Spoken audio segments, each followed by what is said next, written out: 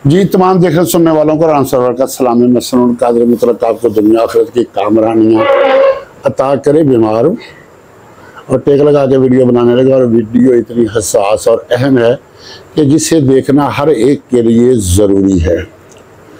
ये बसल मैं पहले टॉपिक बता देता हूँ।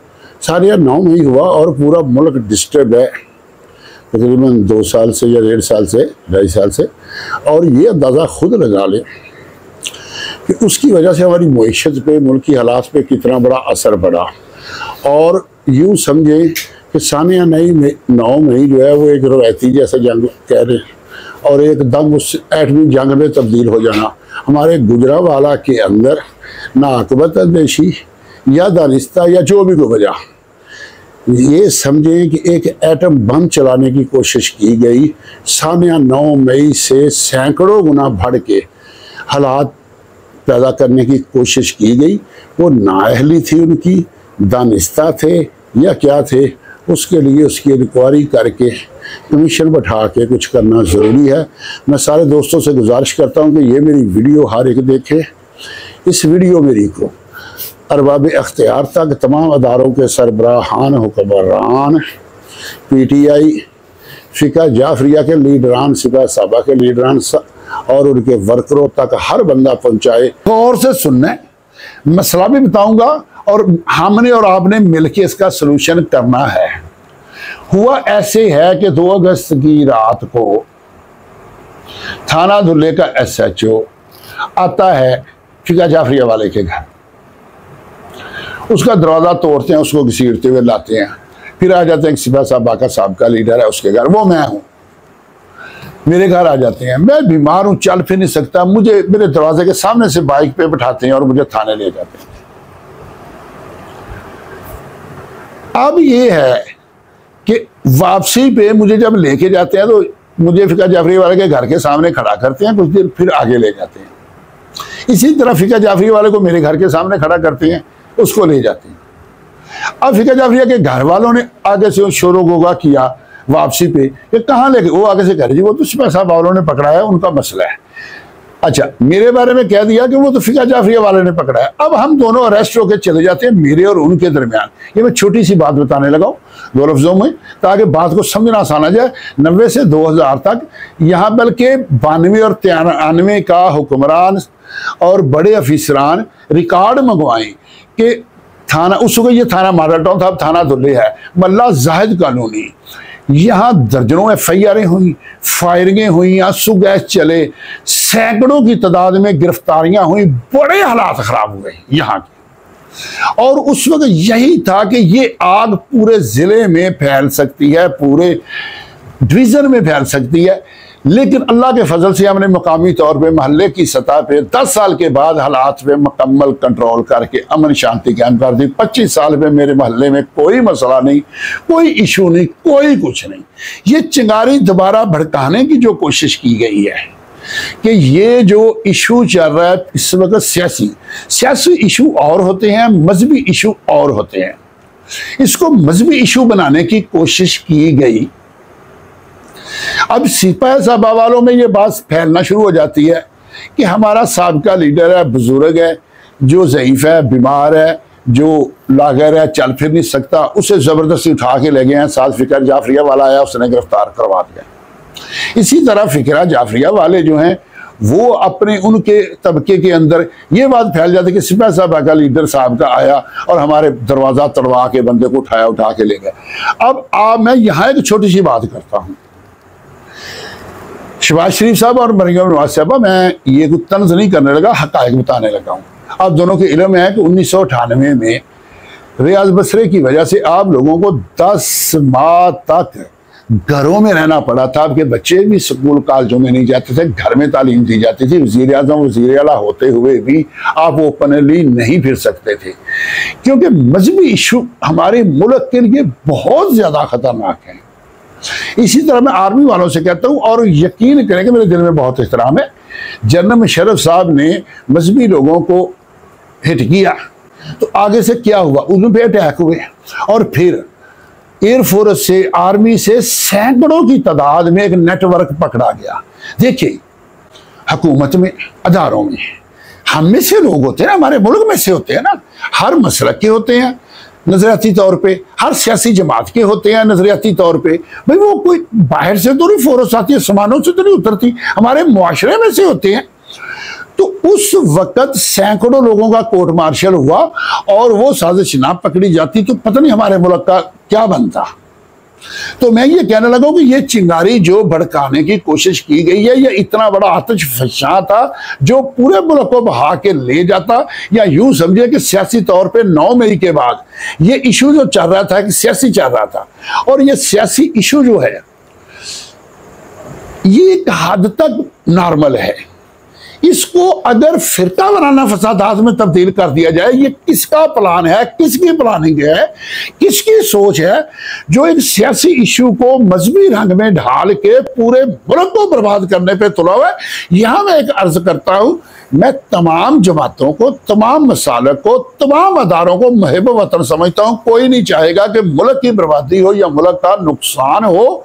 तो मैं सबको ये कहता हूं कि हमने आर्जी तौर पे इस काम के आगे बंद बांधा है, लेकिन ये आर्जी बंद है, इसका मुस्तकिल सद्देबाब करना है। इसके पीछे साजिशी जो है उसे पकड़ के इबरतनाक सजा देनी है। या तो साजिश है या नाअहली है। तो अगर नाअहली है तब भी उन नाअहलों को उन ओहदों से, उन सीटों से हटाना जरूरी है। इसमें मेरी नजर में 3 बंदे हैं। SSP साहब ऑपरेशन जो कायम मकाम CPO हैं, DSP मॉडल टाउन, SHO धुले। अब देखो कि हो सकता है SSP साहब के इल्म में ना हो, उन्होंने इन पे जोर दिया होगा आप हर हाल में पकड़ो PTI वाले, और इन्होंने 2 मजहबी लोगों को पकड़ा और PTI के खाते में डाल के आगे ले गए। या हो सकता है उनके भी इल्म में हो। इसलिए मैं चाहता हूं कि हुक्मरान इसकी इंक्वायरी करे और हक़ाइक़ पे पहुंचे। अब होता क्या है, दोनों को पकड़ के ले जाते हैं। जब दोनों को पकड़ के ले जाते हैं तो अगले दिन 24 घंटे के बाद सिपाही साहबा की मकामी क़यादत जो है वो मेरे घर वालों से रब्ता करती है, मेरे बेटे से, और मेरे बेटे की कभी उनसे पहले मुलाकातें नहीं है। वो उनको पूछते कि क्या, वो कहते कि ऐसे आई और आके ले गया। वो कह रहे हमें पता चला कि शिया आए थे, ये उनके हमारे घर में नहीं आया, लेकिन बाहर गली में था।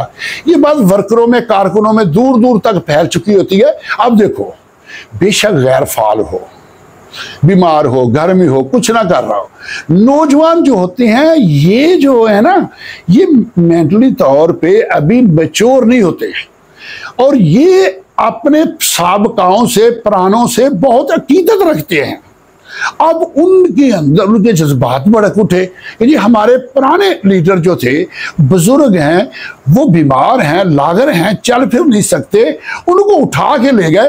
फिर मुलाकातें बंद, घर का खाना बंद, कपड़े नहीं दिए जा रहे, कुछ नहीं किया जा रहा। हमें मुख्तलिफ जगहों से करते करते चंद घंटों में CCD के हेडक्वार्टर में ले जाके बंद कर दिया जाता है। SHO धुल्ले और DSP मॉडल टाउन, और ऑर्डर है पीछे से SSP साहब ऑपरेशन के। अगर SSP साहब ऑपरेशन को नहीं पता, उनके इल्म में ये साजिश नहीं है, वो इस साजिश का हिस्सा नहीं है, तो DSP को और SHO को वो अपने हाथों से सजा दें ताकि हमें पता चल जाए वो मुलव्वस नहीं है। आज तक यजीद के खिलाफ यही दलील दी जाती है ना कि उसने कसास क्यों नहीं लिया, अगर वो मुलव्वस नहीं था उसने कसास क्यों नहीं लिया, और तारीख आज भी उसे मुजरम गर्दानती है। तो SSP साहब हालात, वाक़यात, शवाहिद आपकी तरफ जा रहे हैं। अगर आप इसमें मुलव्वस नहीं थे, इन दोनों के खिलाफ आप कार्रवाई करें, FIR दर्ज करें। और मैं तमाम अदारों के सरबराहान से, हुक्मरानों से कहता हूं कि संजीदगी से नोटिस लें। ये आर्जी तौर पे टला है, हर एक तक आप ये समझते हैं जब कोई अफवाह निकलती है, फैलती फैलती जहां तक चली जाती है, उसके बाद उसकी रोक टोक के लिए, उसकी रोकथाम के लिए जो सच्चाई होती है फिर वो वहां तक नहीं जाती, नहीं फैलती। खुदा न खास्ता सिपाही साहब वाले इश्तिहाल में आके कोई नौजवान कदम उठाएं, इसी तरह को फ़िका जाफरिया वाले उठाएं। फ़िका जाफरिया के कोई नौजवान अपने तौर पे प्लान बनाए, मेरे ऊपर कोई अटैक करे, कोई सिपाही साहब वाले अपने तौर पे प्लान बनाएं और उस पर अटैक करें, और मेरे और उसके दरमियान कोई झगड़ा, कोई फसाद, कोई लड़ाई, कुछ नहीं है। 10 साल तक हमारा चला यहाँ इख्तलाफ, 10 साल के बाद हमारा मकामी तौर पर महल्ले की सतह पे मामले को हल कर लिया गया। अब मैं ये बात करता हूँ कि सियासी तौर पे जो हालात हैं उनको तो कंट्रोल कर लिया गया, मजहबी तौर पे हालात को कौन कंट्रोल करेगा, कैसे होंगे। अल्लाह ना करे कि ये मजहबी इशू छिड़ गया तो देखें इस वक्त हमारे मुल्क की अक्सरीती पार्टी, बड़ी पार्टी, बहुत ज़्यादा वर्कर रखने वाली अताब का शिकार है। जब किसी के ऊपर जुल्म होता है, ज्यादती होती है और किसी को दबाया जाता है तो उसका जहां बस चले वो अपना किरदार कोई ना कोई अदा करने की कोशिश करता है।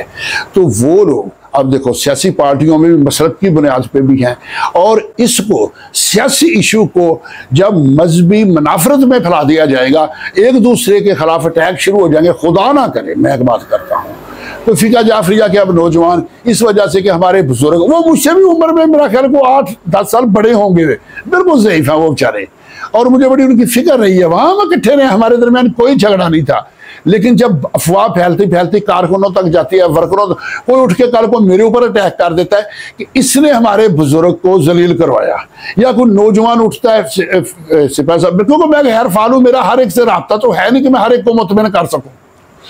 तो लिहाजा मेरी गुजारिश है, ये मेरी वीडियो हुक्मरानों के पास, तमाम अदारों के सरबराहान के पास, आगे से स्पेशली फ़िका जाफरिया के लीडरान, सिपाही साहबा के लीडरान, तमाम सुन्नी शिया अकाबरीन जो हैं उन तक पहुँचाई जाए, उनके वर्करों तक पहुँचाई जाए, ताकि मुल्क के अंदर कोई बड़ा सानहा या बड़ा वाक़या ना हो सके। और हुक्मरानों से और अदारों से कहता हूँ कि फ़ौरन कमीशन बना के इस पर एक्शन लें, क्योंकि अफवाह जो होती है वो बहुत दूर तक जाती है, बाद में जब असल हक़ाइक़ आते हैं तो वो दब जाते हैं, वो नहीं फैलते हैं। और ये जो अफवाह चली गई है, अगर फ़िरका वारियत के रंग में ये आ गई तो ये देख लेना फिर खुदा ना करे क्या होगा। सारी दुनिया इस वक्त जानती है कि जो सिपाही साहबा के मौजूदा लीडर है वो PTI के खिलाफ है, जो फ़िका जाफरिया वाले हैं उनका अलायंस है इनके साथ। अब ये जो सियासी तौर पे भी अलग धड़े हैं, नजरियाती तौर पे भी इनके दरमियान फ़र्क है। इस इशू की बुनियाद पे मुल्क के हालात अगर ख़राब किए जाते हैं, खुदा ना करे, देखें ये सियासी इशू को दूसरी तरफ मोड़ने वाला कौन साजिशी है, इस साजिश को तैयार किया जाए। अगर ये इंतज़ामिया मुलव्वस है, करार वाकई सजा दी जाए।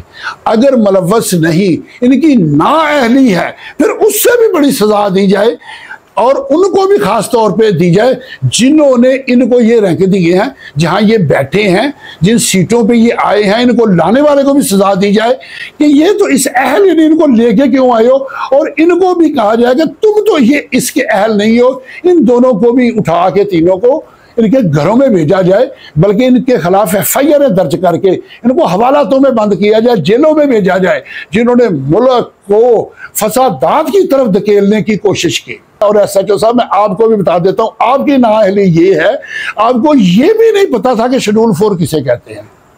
जिस दिन मेरे और आपके दरमियान तलख कलामी हुई थी, आपको पता ही नहीं कि शेड्यूल 4 होता क्या है। नाअहल है, इल्म नहीं है, और भाई जब इस काबिल नहीं हो तो क्यों इस सीट पे बैठे हो। और मैं CPO साहब से एक रिक्वेस्ट करता हूं कि CPO साहब देखें, ये मैं जानता हूं कि आपके ऊपर बहुत बड़ी जिम्मेदारी, आप अकेले नहीं कर सकते टीम के बगैर, लेकिन टीम में जिस बंदे को आपने रखा हुआ है, जो आपको नाम देता है कि इनको SHO लगाया जाए, उसको हटा दें, उसकी जगह पे किसी और को लेके आए। वो नाअहल लोगों से पैसे लेके आपके पास पर्चियां देता है कि इसको SHO लगा दें, इसको SHO लगा दें। यहाँ सेल लगी हुई है महाना के हिसाब से कि इतने महीने SHO रहना इतने पैसे, इतने महीने रहना तो इतने पैसे, इतने महीने रहना तो इतने पैसे। ये चीजें यहाँ चल रही हैं। और एक और बात मैं करने लगा हूं, जो मेरी वीडियो देखे मैं खुद को इस काबिल नहीं समझता कि मैं वीडियो बनाऊं, लेकिन एक बात को पहुंचाने के लिए कर रहा हूं। तो मैं उनसे रिक्वेस्ट करता हूं कि जितने भी बड़े बड़े विलागर हैं, चाहे उनका तलक नून लीग से है, PTI से है, यानी किसी भी तबके, हर एक को मेरी ये वीडियो पहुंचाई जाए। और ये मैं WhatsApp नंबर ऊपर दे रहा हूं, मेरा नंबर दिया जाए। मैं मुझसे जो बात पूछेंगे, मैं सच्चाई की बुनियाद पे, हकाइक की बुनियाद पे उनको बताऊंगा। वो मुझसे बेहतर वीडियो बना सकते हैं, मुझसे अच्छा व्लॉग कर सकते हैं, उनको लाखों लोग सुनते भी हैं, ताकि सारी कौम को सच्चाई का पता चल जाए कि हमने इस साजिश का शिकार नहीं होना। ये मेरी हर एक से गुजारिश है कि वो ये भेजे। और हर अदारे के सरबराह को भेजे और हर सियासी जमात के लीडर को भेजे, क्योंकि मेरा एक ईमान है कि हमारे अदारे, फर्दों की नहीं बात करने लगा, पूरे अदारे की बात कर लगा, पूरे अदारे और पूरी पार्टियां मुहिब वतन हैं। ये इख्तलाफात की बुनियाद पे छोटी मोटी कार्रवाइयां तो कर सकते हैं, लेकिन मुल्क की बर्बादी कोई भी नहीं देख सकता। और हर एक अपना अपना किरदार अदा करे और हर एक तक ये मेरी वीडियो पहुंचाई जाए।